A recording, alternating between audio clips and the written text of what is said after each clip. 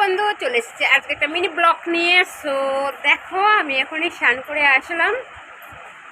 আর যেভাবে স্নান করতে গেছিলাম সেইভাবেই ছিলাম, শুধু জাস্ট ড্রেসটা পাল্টেছে।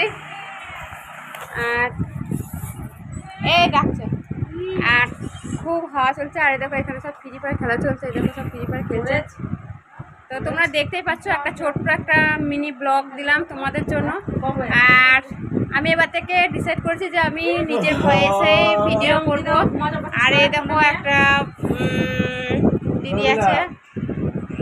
আর আমার ভিডিও তোমাদের কেমন লাগে নিজের ভয়েসে, সেটা অবশ্যই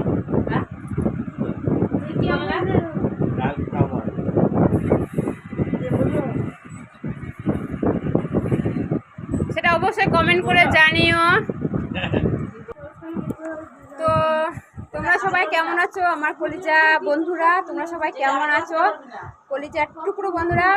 আশা করি খুবই ভালো আছো। আর আমার ভিডিও কেমন হয় সেটা অবশ্যই কমেন্ট করে জানিও। আমি নিজের ভয়েসে যা করবো নিজের চেষ্টায় করব, ঠিক আছে? আর একটা কথা বলে দিই, তোমরা অবশ্যই আমাকে কমেন্ট করো আর আমার পাশে থেকো। আর আমাকে অনেক অনেক ভালোবাসা তোমরা দিও।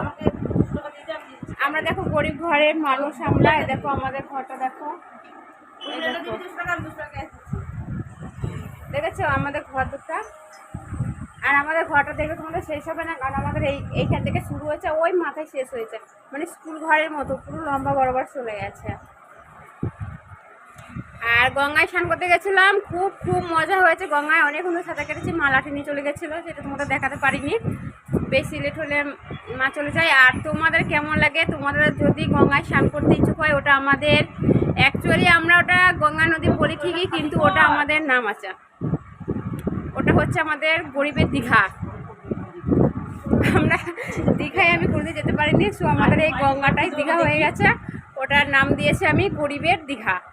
তো তোমরা চলে আসো আমাদের গরিবের দীঘাতে। তোমরা স্নান করতে যদি কেউ ইচ্ছুক হও তাহলে অবশ্যই করে চলে এসো। আমি আছি, আমার এইখানে ভয় লাগে না, অনেক দূর চলে যাই, মাঝগঙ্গা পর্যন্ত সাঁতার কেটে চলে যাই, আবার চলে আসি, খুব ভালো লাগে। জল নিয়ে ঘাটতে সবারই খুব ভালো লাগে। তো তোমরা সবাই চলে এসো। আর এখন আমাকে দেখতেই পাচ্ছ, সো কেমন লাগছে আমাকে অবশ্যই জানিও। আর লাইক কমেন্ট অবশ্যই করো।